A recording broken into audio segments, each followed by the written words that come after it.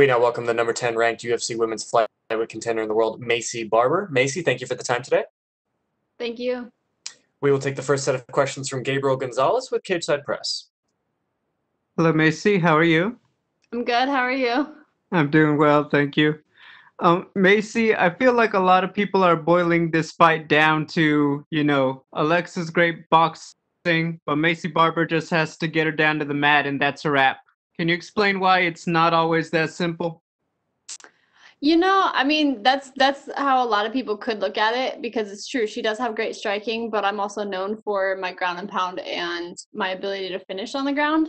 But for me, I feel like it's not just, oh, Alexa has great striking. I know that I have great striking as well. That's all we've been focusing on ever since, my last fight, the fight before, it's always continuing to evolve. So my striking has improved, my grappling has improved, and so has my wrestling. So but yeah, fights are never gonna be just like, oh, this is a one and done. Like, it's never gonna be as simple. It's a fight, anything can happen. So you can expect a standing, on the grappling, wrestling.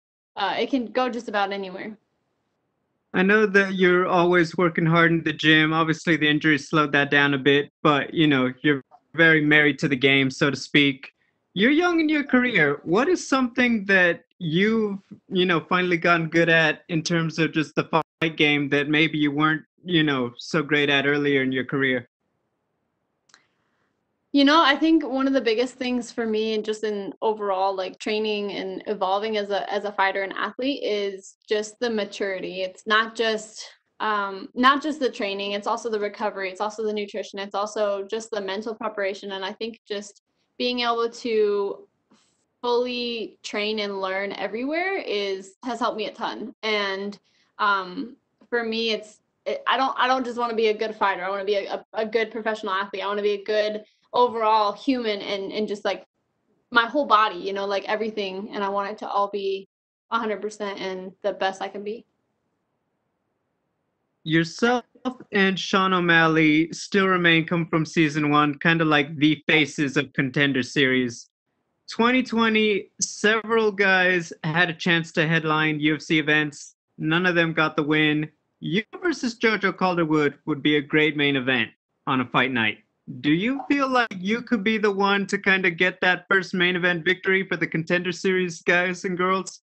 I do. I think it'd be a great idea, especially because I'm young. We both have good followings. It's a big fight, and Contender Series. The Contender Series has done amazing with all the fighters that have come up through, and you're going to see a lot of us young prospects, and you're going to see a lot of us, not just young prospects, but us become the contenders and become champions. So I'm super excited, and I would love to take that spot first.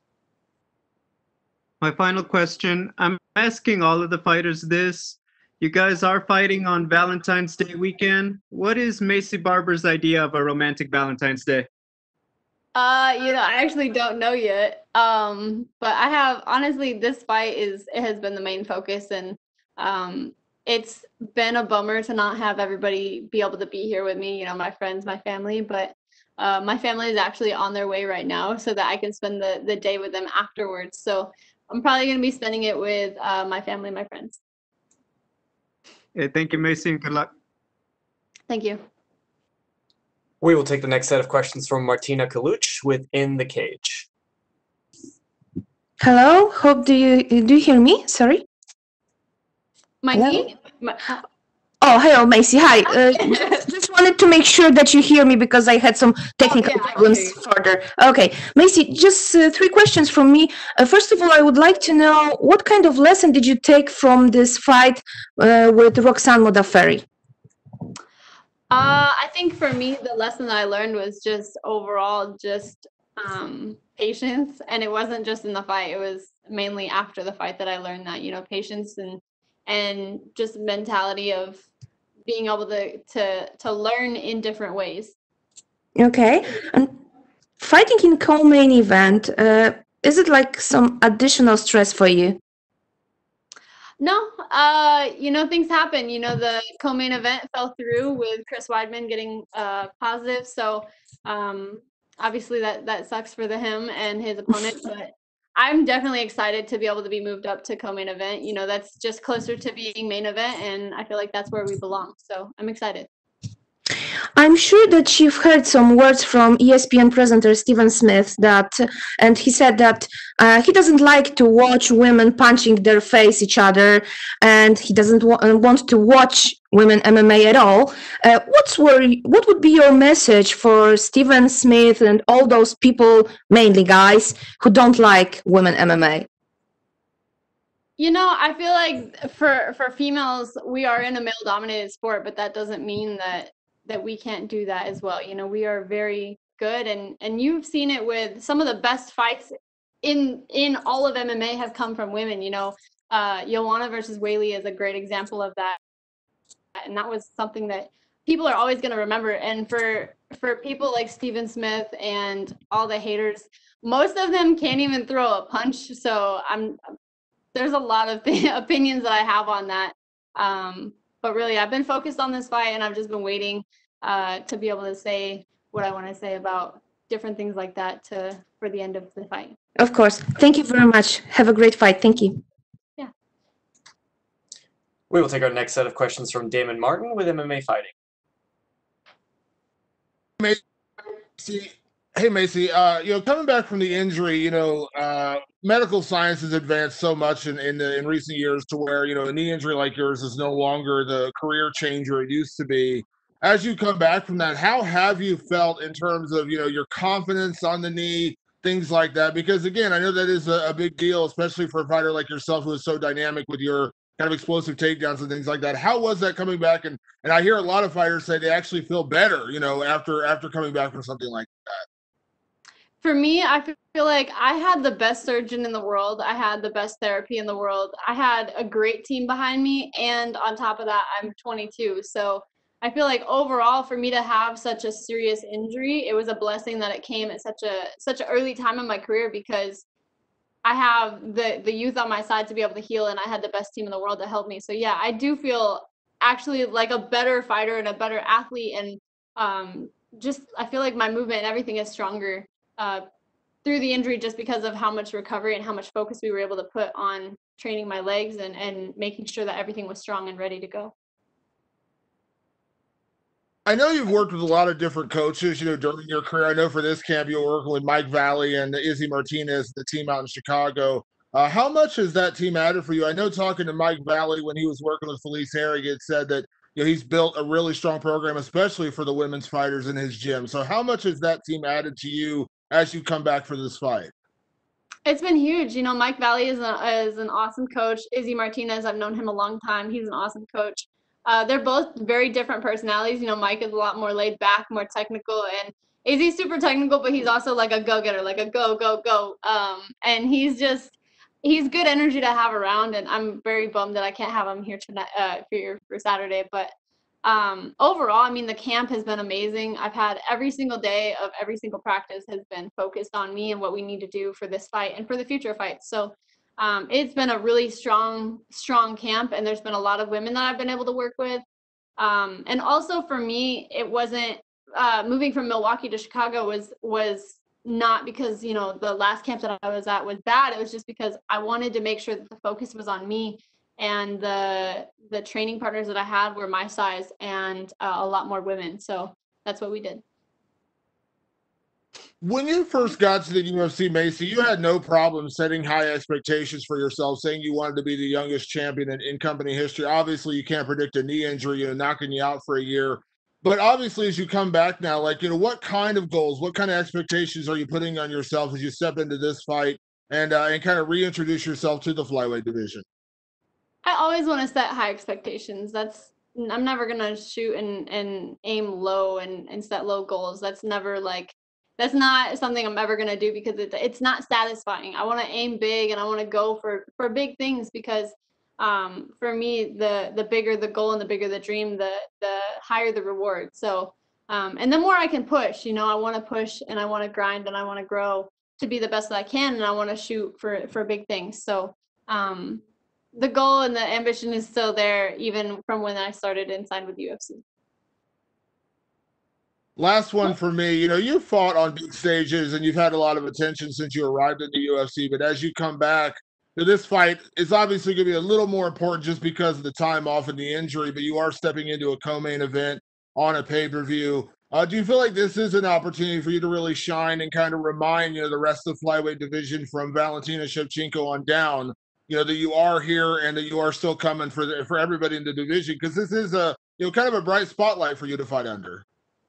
This is a huge fight, especially being, like you said, co-main event against a tough opponent. And it is. I'm coming off an injury. I'm coming off a loss. So a lot of things are going to be huge and really good and really big when I win.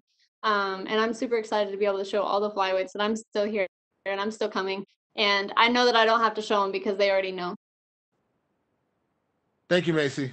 We will take the next set of questions from Cote Cruz with 4-to-Win MMA.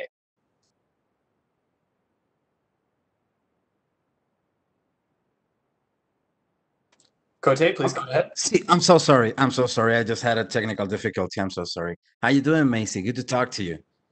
Same. Good to you. Well, being a young prospect, it's a rite of passage to have the octagon jitters, the first UFC loss. You had both in the span of 2 years, I guess. What could you say are the biggest lessons on your UFC career so far? It's been a crazy ride, Yes, I've had the octagon jitters, I've had the injury, I've had a loss, I've had a lot of things, and I feel like all of those have taught me a lot of different things. Everything that I've experienced within my career in the UFC has been new. It's always changing. It's always evolving, and there's just a lot of things that I've learned, and it's made me just overall, I feel like, very wise in being just 22, and I'm like super blessed to be able to be here. You've done a lot of preparation at Valley Flow Striking. Belal is fighting soon. Nacho is set to debut in April. What can you tell me about the spirits of the team at this time with you and all the guys getting ready to fight? All the guys at the team they're go-getters. They're always grinding. Every time I go to the gym, they're always there. They're always training. Even after practice, they're doing the extra things. So being around that kind of energy has been, it's been really refreshing to be able to be around people that they just genuinely love what they do. They're always happy. It's always good energy, and they're always working hard. So I'm excited for us and for all of the things that we're going to achieve in 2021. Well, you're working your jiu-jitsu with Coach Rodriguez, am I right? I'm sorry, say that again? You're working on your jiu-jitsu with Coach Rodriguez, right? Yeah, we've been training at Valley Flow, yes, with him. Yes. Are you prepared to enforce your will if the fight goes to the ground?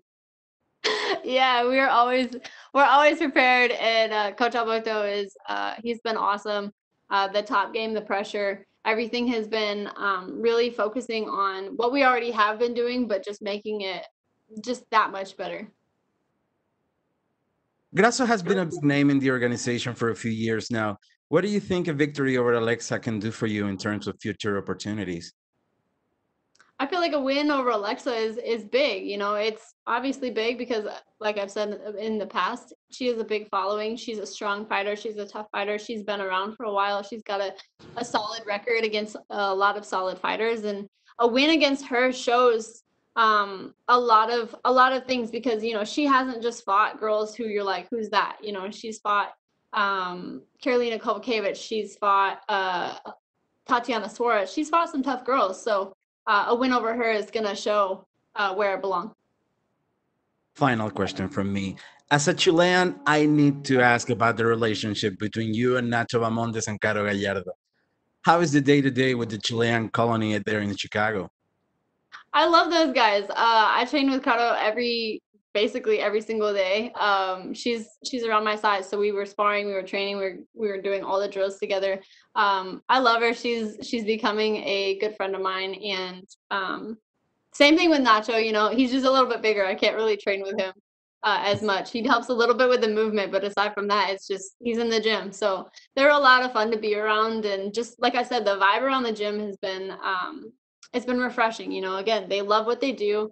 And that's their life. And I'm excited to see both of them have great success in their careers. And I'm excited to see you compete on Saturday as well. Thank you so much for your time, Maycee. Good luck. Thank you. Thank you so much, Maycee. That is all the time we had for you. We appreciate it. Well, thank you.